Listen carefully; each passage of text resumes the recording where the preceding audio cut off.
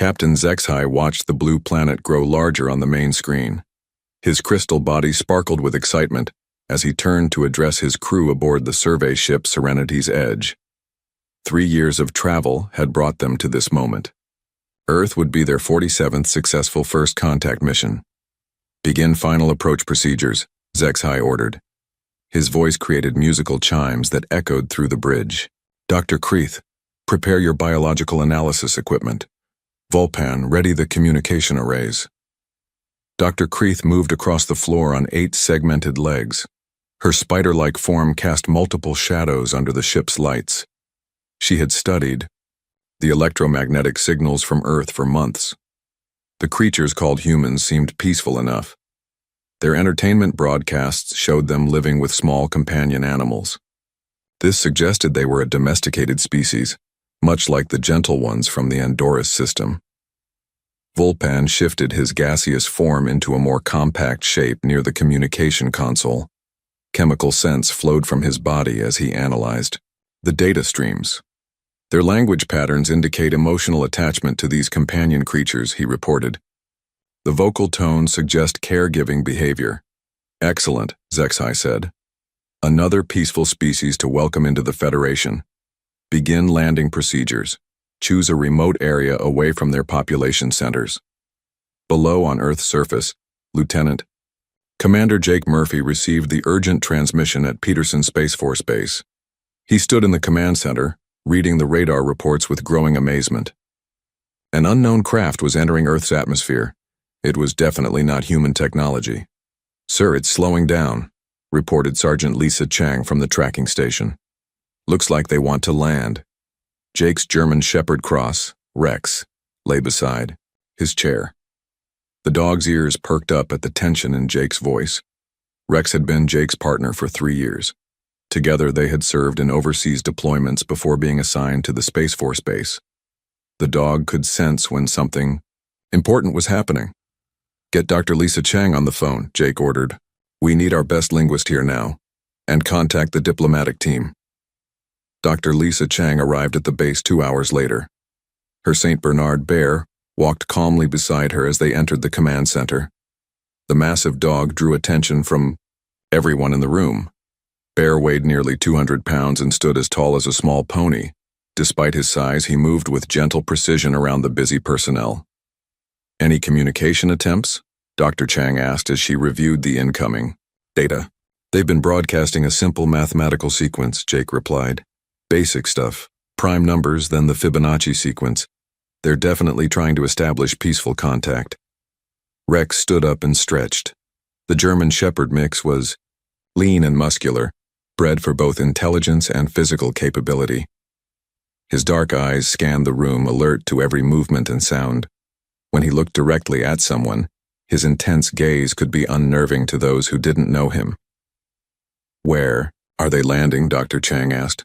"Rural Colorado, about 50 miles from here. Open farmland." Bear moved closer to Dr. Chang and sat beside her chair. The St. Bernard's massive head reached her shoulder even while sitting. His thick coat and powerful build made him look like a small bear. Despite his intimidating size, his expression remained calm and friendly. The alien ship touched down in a wheat field as the sun began to set. The Serenity's Edge was roughly the size of a small building, with smooth curves and a silvery surface that reflected the golden light. Steam rose from the hull as it cooled in Earth's atmosphere. Inside the ship, the alien crew made final preparations. Captain Zexhai reviewed the protocol data one more time. Standard procedure called for a small greeting party to make initial contact. They would offer gifts and establish basic communication before formal negotiations began. "Remember," Zexhai told his team, "these humans appear to be a domesticated species. They keep small companion animals much like pets. This suggests they are non-aggressive and probably lack strong predatory instincts." Dr. Kreeth gathered her scanning equipment. Her multiple eyes could detect movement across a wide range. Their companion creatures appear to be small mammals, probably herbivores or scavengers. Nothing that would indicate a warrior culture. Volpan's chemical signature shifted to indicate agreement. "Their broadcasts show affection toward these creatures. The emotional patterns suggest a nurturing society. The ship's main door opened with a soft hiss. A ramp extended down to the grass below. Captain HFY walked out first, followed by his 2 crew members. The Earth air felt thick and rich compared to their ship's recycled atmosphere. Jake and Dr. Chang approached the landing site in a military vehicle.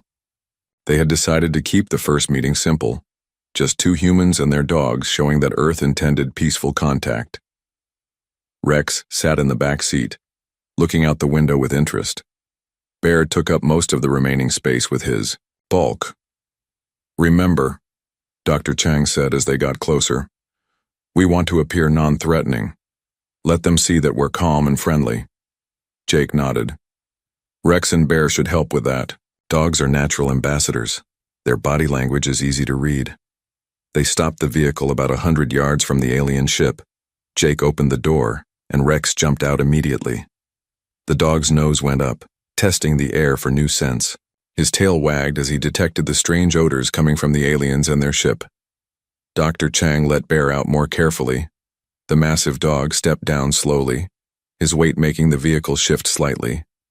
Bear's expression remained calm and friendly, but his size was undeniably impressive. The 2 humans walked toward the aliens with their dogs beside them.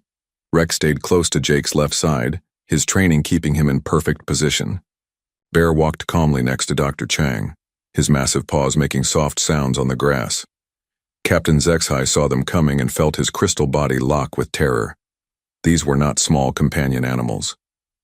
The creatures walking beside the humans were massive predators with powerful jaws filled with sharp teeth. Their eyes held the focused intelligence of apex hunters. Dr. Kreeth's 8 legs scrambled backward involuntarily. Her species had evolved as prey animals on a world full of similar predators. Every instinct screamed danger as she looked at the approaching beasts. Vulpan's gaseous form began to disperse in panic. His chemical sensors detected scent markers that matched the pheromone signatures of the most dangerous predators in Federation records. Rex, excited by the new scents and sights, broke from his position and bounded forward. His powerful stride covered ground quickly as he approached the aliens with his tail wagging and tongue hanging out. To him, these were simply new friends to meet. The aliens saw a massive predator charging directly at them with its fangs exposed and its powerful body moving at attack speed. Captain HFY screamed a crystalline note of pure terror. "Retreat! Retreat! Close the ship!" The 3 aliens ran for their vessel as Rex stopped in confusion. The dog tilted his head, wondering why his friendly approach had caused such a reaction. His tail slowed its wagging as he realized these new beings were afraid of him. Jake called Rex back as the alien ship's door sealed shut. Within minutes, the vessel lifted off and disappeared into the sky. Dr. Chang stared at the empty field. What just happened? Jake shook his head in bewilderment. "I think they were scared of the dogs." Bear sat down and looked up at the sky where the ship had vanished. His expression suggested he was as confused as everyone else. High above Earth, Captain HFY sent an emergency transmission to Federation headquarters. His message was simple and terrifying. Humans are not domesticated. They are apex predators who have enslaved even more dangerous creatures as weapons of war. Request: immediate military support. Admiral Korthak stood 12 feet tall in the Federation Command Center. His mantis-like body gleamed under the harsh lights as he read Captain HFY's emergency report. The Admiral's forearms moved quickly across the holographic displays, pulling up data files about Earth and its inhabitants. "Impossible," he muttered through his mandibles. "No species has ever successfully domesticated apex predators of this size." The command center buzzed with activity as officers from dozens of different species worked at their stations. News of the failed first contact had spread quickly through Federation space. This was the first time in over 300 years that a diplomatic mission had retreated in terror. Admiral Korthak called up the biological analysis files. Dr. Kreeth had managed to scan the creatures before the retreat. The data made his blood run cold. The smaller predator weighed nearly 90 pounds and showed muscle density patterns consistent with pursuit hunters. The larger beast was over 200 pounds of pure muscle and bone, built like the extinct dire wolves of Kepler 442b. Communications. Officer Velkan, the Admiral called out. Send word to the Third Fleet. I want a full battle group in the Sol system within 10 standard cycles. Velkan, a slug-like being with multiple eye stalks, turned toward the Admiral. Sir, are you declaring them hostile? The protocols require proof of aggressive intent. Look at this data, Korthak replied, sending the biological scans to Velkan's station. These humans walk alongside creatures that destroyed entire ecosystems on 17 different worlds. The Felari extinction event was caused by pack hunters, exactly like these beasts. Back on Earth, Jake Murphy sat in the Pentagon briefing room with the top military officials. The alien ship's sudden departure had left everyone confused and worried. Dr. Lisa Chang sat across from him, taking notes, while Bear lay quietly beside her chair. They ran away the moment they saw Rex and Bear, Jake explained for the third time. I've never seen anything move that fast. General Paul Wright leaned forward. His retired military working dog, Duke, rested under the table. The German shepherd was older now but still alert to every sound in the room. Could it be a cultural thing? Maybe their species doesn't keep animals? Dr. Chang shook her head. Their broadcasts before landing suggested they understood the concept of companion animals. They seemed prepared for it. Secretary of Defense. Kate Morrison stood up and walked to the large screen showing satellite images of where the alien ship had landed. We need to assume they're coming back, probably with more ships. The question is whether they'll be friendly or hostile. Jake's phone buzzed with a message. Rex, who had been lying near the door, lifted his head at the sound. The dog's ears perked forward as he sensed Jake's attention shift. It's from Dr. Sam Torres at the Marine Biology Institute, Jake announced. He wants to help with the alien contact situation. Says he has ideas about animal behavior that might be useful. General Wright nodded. Bring him in. We need all the expertise we can get. Dr. Sam Torres arrived at the Pentagon that evening with his chocolate Labrador, Coco. The friendly dog immediately attracted attention from the security guards. Coco's tail wagged constantly as she met new people, her gentle nature obvious to everyone she encountered. The way I see it, Dr. Torres explained to the assembled group, we need to show them that our relationship with dogs is positive. They clearly misunderstood something about what they saw.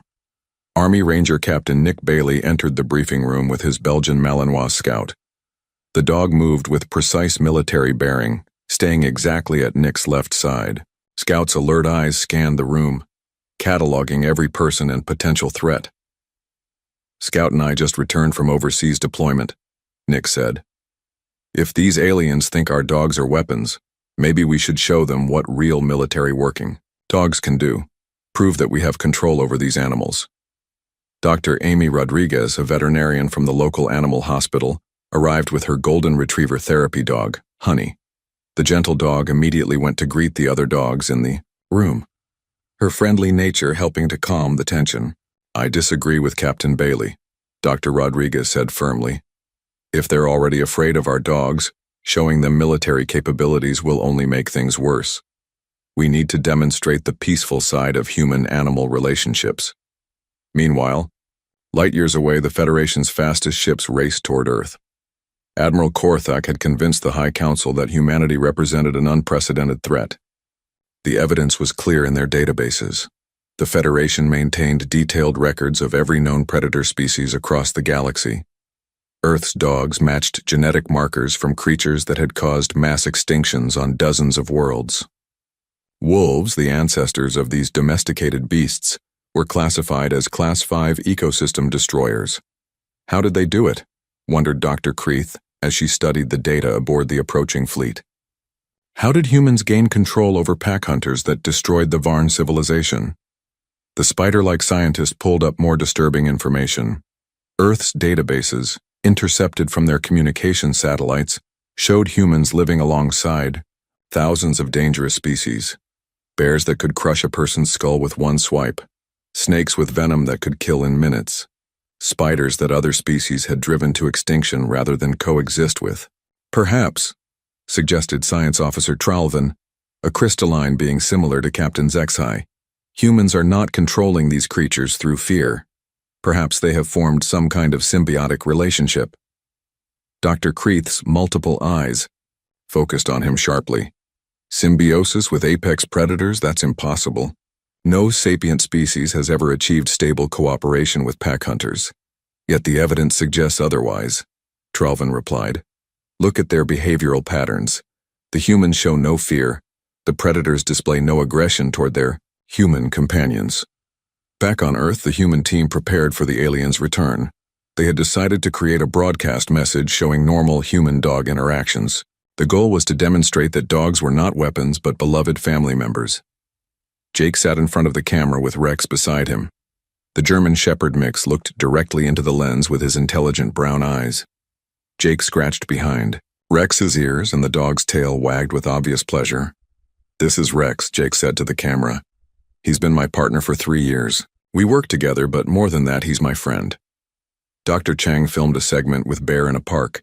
The massive St. Bernard played gently with children, his enormous size contrasting with his careful, gentle movements. When a small girl hugged his neck, Bear remained perfectly still, his patient expression showing his protective nature. Dr. Torres recorded Coco performing simple tricks. The chocolate lab sat, stayed, and retrieved a tennis ball with obvious enjoyment. Her tail never stopped wagging, and she looked to Dr. Torres constantly for approval and affection. The recordings were transmitted into space using Earth's most powerful radio telescopes. The humans hoped that showing normal, everyday interactions would help the aliens understand that dogs were not enslaved monsters but willing partners. However, when the Federation fleet received these transmissions, they interpreted them very differently. To alien eyes, the humans appeared to be demonstrating their complete dominance over savage beasts. The fact that creatures capable of tearing a person apart would sit motionless on command seemed like proof of humanity's terrifying power. Admiral Korthak watched the broadcasts with growing horror. "Look how the beasts obey without question," he said to his staff. "The humans have broken their will completely. This level of psychological control over apex predators is beyond anything we've seen." The Federation fleet dropped out of hyperspace at the edge of the Sol system. 12 massive warships took positions around Earth's orbit.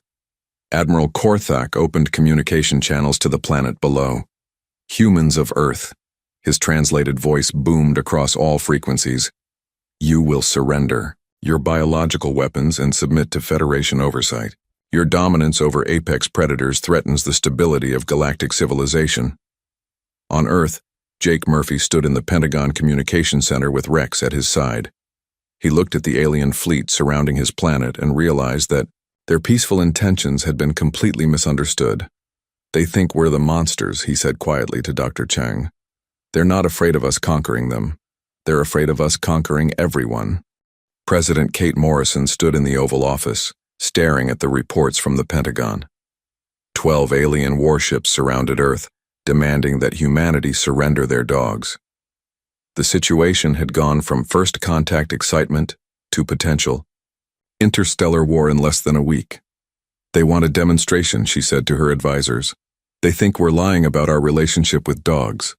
Admiral Korthak insists we prove that these animals are not weapons of war." Jake Murphy shifted in his chair.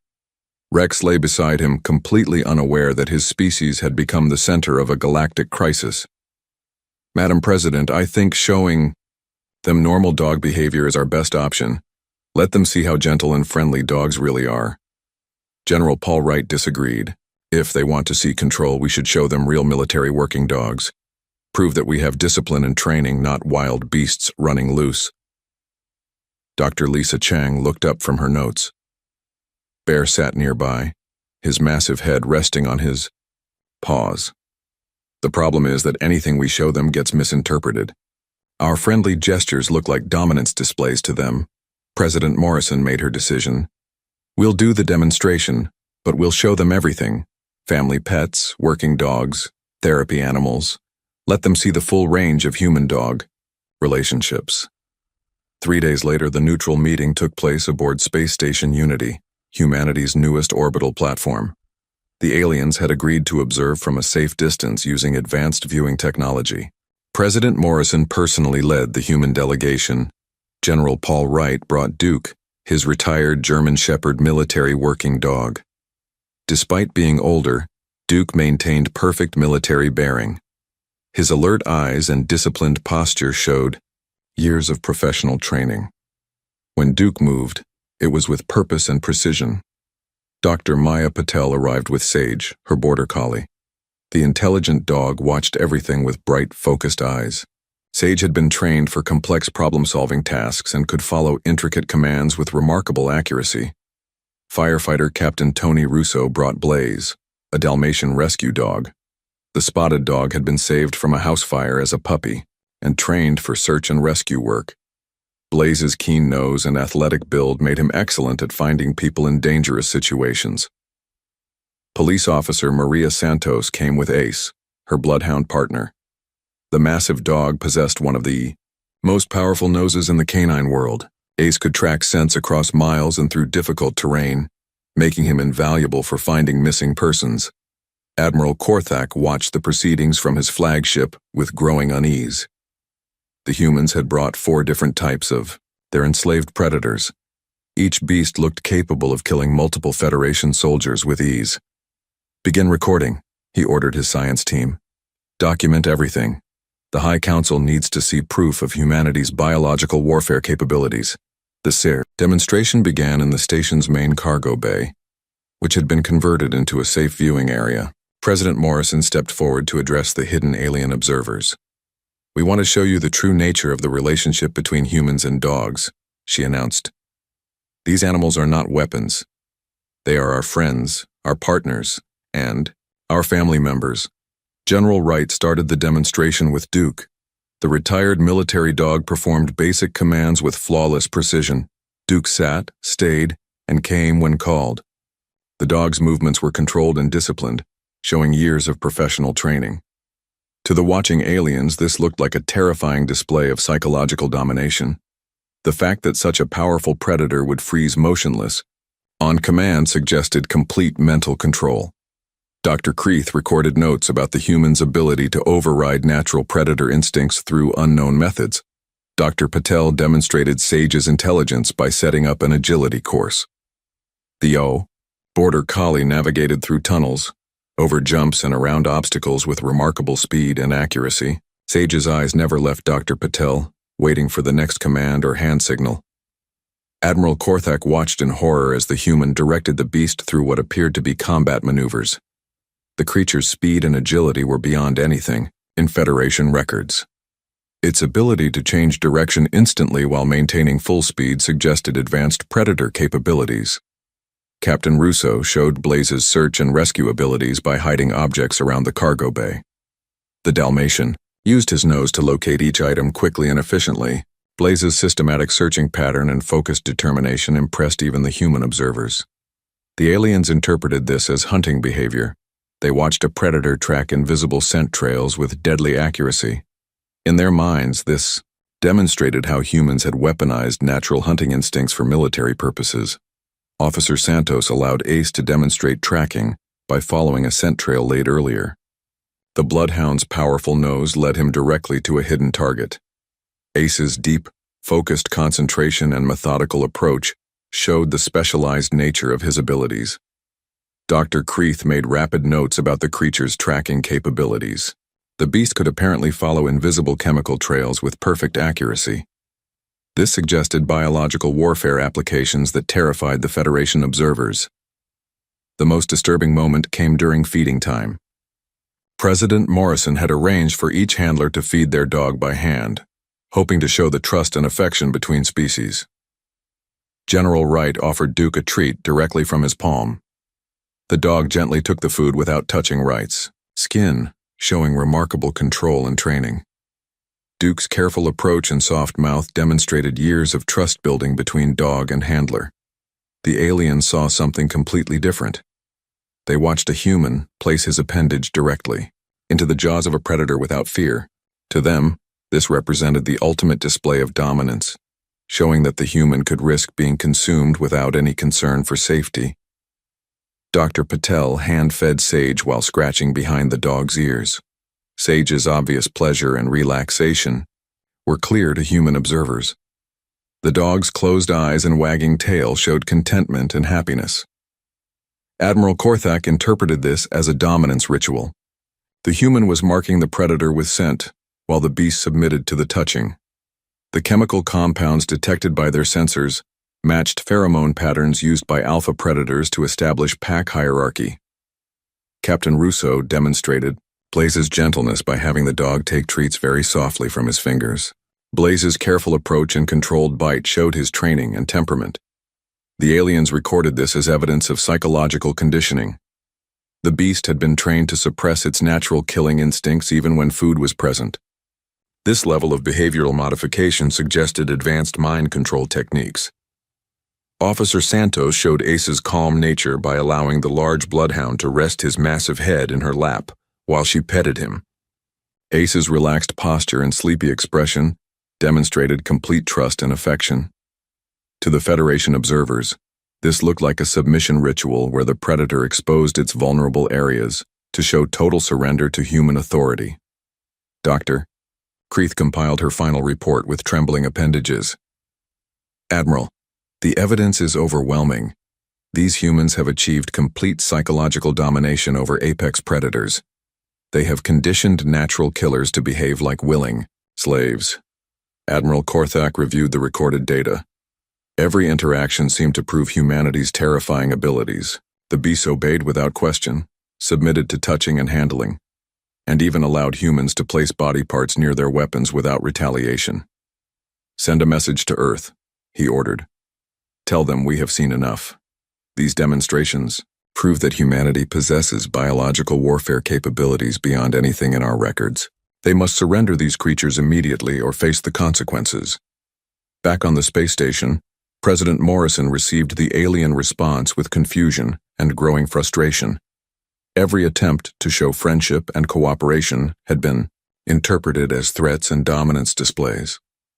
Jake Murphy looked down at Rex, who had spent the entire demonstration lying quietly beside his chair.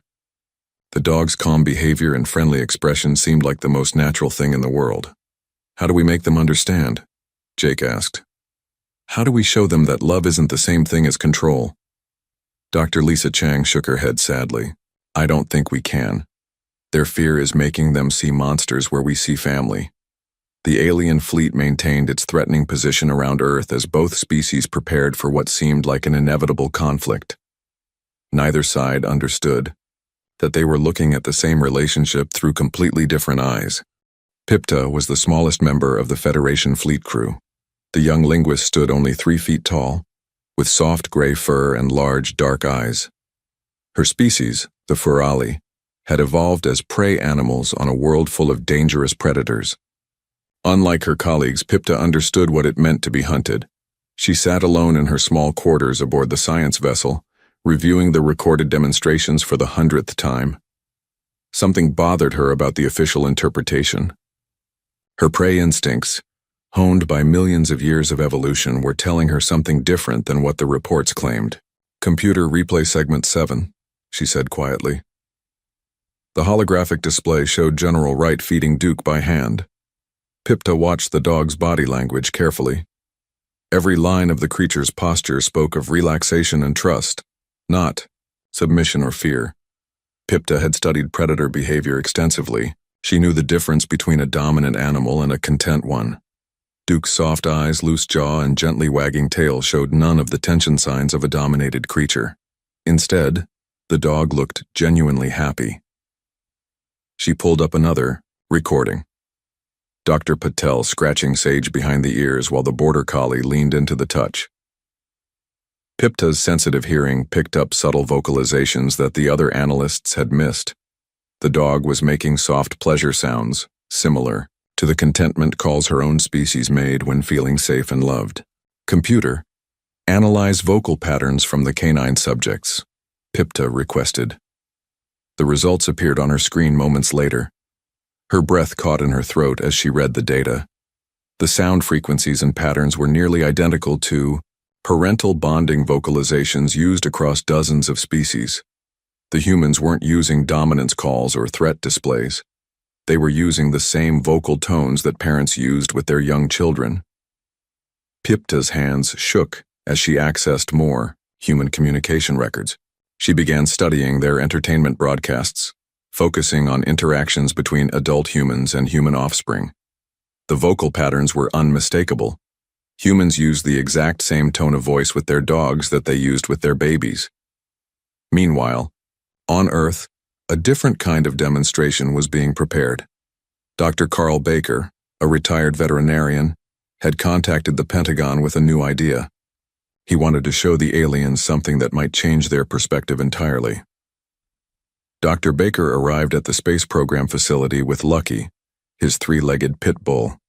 The dog had been rescued from a fighting ring years earlier and had lost one front leg to infection.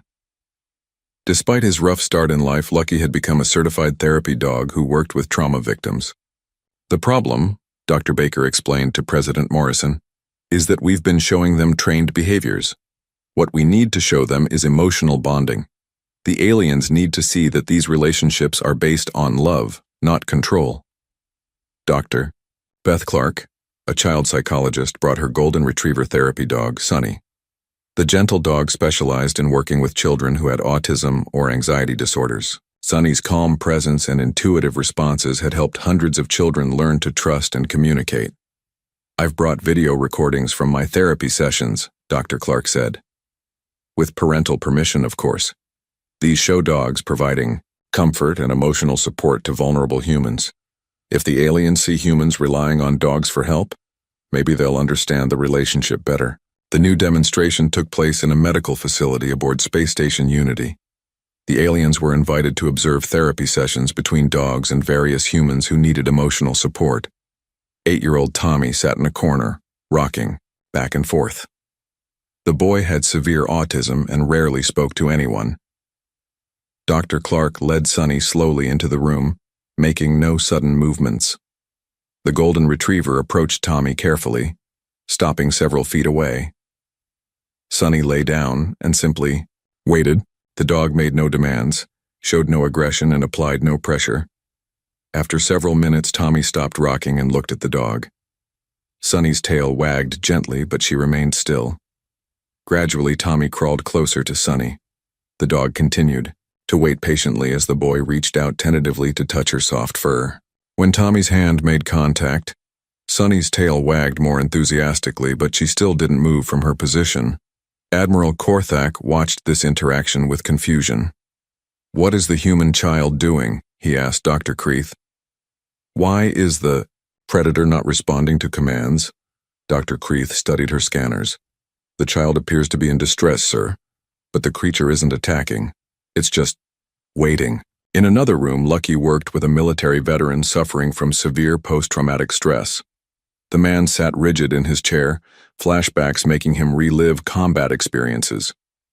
Lucky approached slowly and placed his massive head on the veteran's lap. The pit bull's calm breathing and steady heartbeat helped ground the veteran in the present moment. Lucky's patient presence provided an anchor of reality that pulled the man away from his traumatic memories. The dog asked for nothing in return except the chance to help. Pipta watched these sessions with growing excitement. Her translation: computers were picking up chemical signatures that her colleagues had missed. The humans weren't releasing dominance pheromones. Instead, they were producing the same stress reduction chemicals that appeared during comfort behaviors across multiple species. She began cross-referencing the data with her species' own behavioral patterns. When Ferali young were frightened or hurt, adult members of the pack would provide comfort through physical presence and gentle contact. The chemical signatures were remarkably similar to what she was detecting from the human-dog interactions.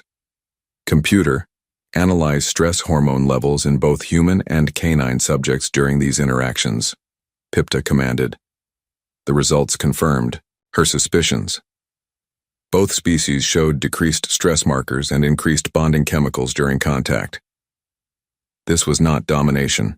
This was mutual comfort and support. Pipta made a decision that could end her career.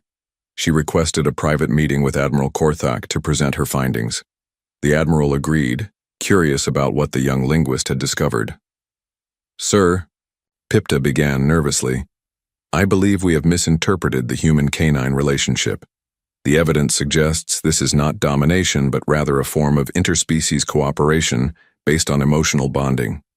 Admiral Korthak's mandibles clicked in irritation. Impossible. No species has ever formed emotional bonds with apex predators. With respect, sir, that's exactly what makes humans unique, Pipta replied. She displayed her data on the room's main screen. Look at the chemical analysis. Both species produce bonding hormones during interaction. The vocalizations match parental care patterns. The physical contact reduces stress in both subjects. The Admiral studied the data reluctantly. Even if this is true, it doesn't change the fact that humans control dangerous predators. The potential for weaponization remains. But sir, Pipta pressed on, what if the control isn't based on fear or domination? What if it's based on genuine affection and mutual respect? The humans aren't forcing obedience through intimidation. They're earning cooperation through trust and love. Dr. Kreeth, who had been listening to the conversation, spoke up. That would explain the behavioral anomalies we've observed. The predators show none of the stress markers typical of dominated creatures. Instead, they display comfort and contentment indicators. Admiral Korthak remained silent for several minutes, reviewing Pipta's analysis.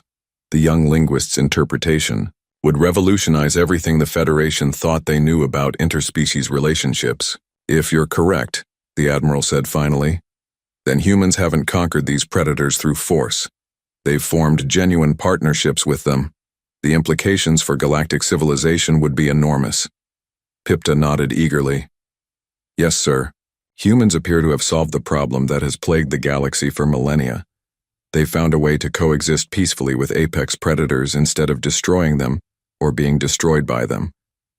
The Admiral made his decision. I want to test your theory, arrange a direct meeting between myself and one of these human-predator pairs. If your analysis is correct, we'll know immediately. Pipta felt both excitement and terror at the prospect. Everything depended on whether her interpretation was right. If she was wrong, the meeting could trigger an interstellar war. If she was right, it could change the galaxy forever. I'll make the arrangements, sir, she said. But I request permission to participate in the meeting personally. Admiral Korthak looked at the small, furry linguist with new respect. Granted, if you're willing to stake your career on this theory, the least I can do is let you see if you're right. The meeting chamber aboard Space Station Unity had been specially designed for the historic encounter. A transparent barrier separated the two sections, with emergency systems ready to activate if anything went wrong. Jake Murphy sat calmly on the human side with Rex lying beside him. The German Shepherd mix looked relaxed, unaware that the fate of two civilizations might depend on the next few minutes. On the alien side, Pipta trembled as she took her position near the barrier. Admiral Korthak stood behind her, his massive mantis form casting long shadows across the room. The Admiral's forearms were ready to grab Pipta and retreat at the first sign of danger. Remember, Admiral Korthak said quietly. At the first indication of aggressive behavior from the predator, we leave immediately. Pipta nodded, her large, dark eyes fixed on Rex. The dog seemed enormous from her perspective, even while lying down. Every instinct her species had developed over millions of years told her to run from this apex predator.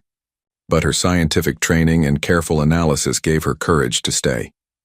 Jake spoke softly to the aliens through the communication system. Rex and I are just going to sit here and relax. We're not going to do anything threatening or sudden. You can observe us for as long as you need. Rex lifted his head at the sound of Jake's voice. The dog's brown eyes looked toward the barrier with mild curiosity. He could sense the alien's presence but showed no signs of excitement or aggression. His ears were relaxed, his mouth slightly open in a typical dog expression of contentment. Pipta watched Rex's body language carefully. Every detail matched her analysis of the recorded sessions. The dog's posture showed none of the tension or alertness she would expect from a dominated creature or a weapon waiting for commands. Instead, Rex looked simply comfortable and happy to be near his human companion. Notice the creature's facial expression, Pipta whispered to Admiral Korthak. The soft eyes, the relaxed jaw muscles. These are indicators of contentment, not submission through fear. Jake reached over and gently scratched behind Rex's ears. The dog's eyes half closed with pleasure and his tail began a slow, rhythmic wagging. The simple interaction demonstrated years of trust and affection between the two species. Admiral Korthak studied the scene with growing confusion. The human is placing his appendage in striking range of the predator's weapons. Why doesn't the creature attack? Because it doesn't want to, Pipta replied with growing confidence. Look at the chemical readings. Both subjects are producing bonding hormones. The predator isn't restrained by fear or conditioning. It's choosing to accept the contact because it enjoys the interaction. Rex suddenly lifted his head and looked directly at Pipta through the barrier. The dog tilted his head slightly, a gesture that Jake recognized as curiosity about the small furry alien. Rex's eyes remained soft and interested, showing no aggression toward the new being. Pipta gasped as Rex's gaze met hers. She had expected to see the cold, calculating stare of a predator evaluating prey. Instead, she saw intelligence, curiosity, and something that looked remarkably like gentleness. "He's looking at me," she whispered. "But there's no hunting behavior, no threat assessment, he's just looking." Jake noticed Rex's interest in the aliens. "He's curious about you," Jake explained. "Rex has never seen anyone like you before. He's trying to figure out what kind of creature you are." As if understanding the conversation, Rex slowly stood up and walked closer to the barrier. His movements were deliberate and calm, showing no signs of stalking or predatory behavior. He stopped about 3 feet from the transparent wall and sat down again, continuing to observe Pipta with interested eyes. Admiral Korthak's combat instincts screamed danger as the massive predator approached. But Pipta noticed something her superior missed. Rex had positioned himself in a non-threatening posture, sitting instead of standing, making himself appear smaller and less intimidating. "Admiral," Pipta said with growing excitement. "He's performing a calming behavior. He's deliberately making himself appear less threatening because he senses our fear." Rex seemed to understand that the small alien was frightened.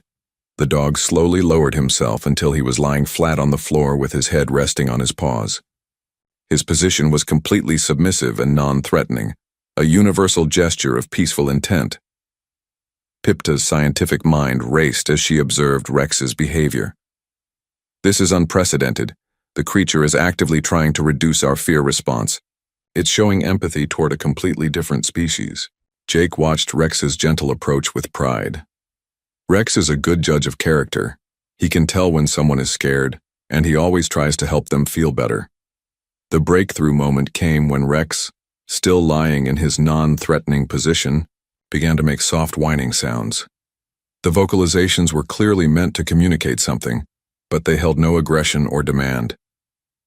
Pipta's translation equipment analyzed the sounds and compared them to her database of interspecies communication patterns. "Admiral, he's making comfort calls, the same type of sounds that parent animals use to reassure their young." "Impossible," Admiral Korthak replied. "Predators don't comfort prey species." "But he's not acting like a predator," Pipta insisted. "He's acting like a concerned friend who wants to help." Jake decided to take a risk. "Pipta, would you like to try touching the barrier? Rex won't hurt you. He just wants to understand what you are." Pipta looked at Admiral Korthak, who gave a reluctant nod. The small alien approached the transparent wall slowly, every survival instinct telling her to flee. But her scientific curiosity and growing understanding drove her forward. Rex remained perfectly still as Pipta placed her small paw against the barrier. The dog's eyes stayed soft and gentle, showing patience as the frightened alien overcame her fear. When Pipta's paw touched the wall directly across from Rex's nose, the dog's tail wagged slightly in what appeared to be approval. "He's pleased that I'm not afraid anymore," Pipta realized. "He was worried about my emotional state." Admiral Korthak watched this interaction with amazement. Nothing in Federation records had prepared him for the possibility of an apex predator showing concern for the well-being of a potential prey species. The final revelation came when Jake opened a small section of the barrier, allowing actual contact between the species. "Pipta, emboldened by her growing understanding, reached through the opening with one paw. Rex approached slowly, extending his nose toward Pipta's paw. The contact was gentle and brief, just a soft touch that allowed both species to experience direct interaction. Rex's careful approach and controlled movement showed his understanding that Pipta was small and fragile. "He's being protective of me," Pipta said with wonder. "This apex predator is treating me like something precious that might be damaged if he's not careful." The meeting concluded with Pipta sitting peacefully near the barrier, while Rex lay nearby, both species comfortable in each other's presence. Admiral Korthak recorded everything, knowing that this documentation would change Federation policy forever. Later, as news of the successful contact spread through the alien fleet, Dr. Kreeth made additional discoveries. Earth's databases revealed that humans had similar relationships with thousands of other species: bears, wolves, big cats, venomous snakes, and countless other creatures that the galaxy considered impossible to coexist with. Admiral Korthak addressed the human leadership through official channels. "The Federation formally apologizes for our misunderstanding. We now realize that humanity has achieved something we thought impossible. You have formed genuine partnerships with species that we have always feared." President Morrison responded with characteristic diplomacy. "We understand your confusion. What seems natural to us must appear impossible to species that haven't experienced these relationships. We hope this can be the beginning of greater understanding between our civilizations." The story concluded with a new type of diplomatic ceremony.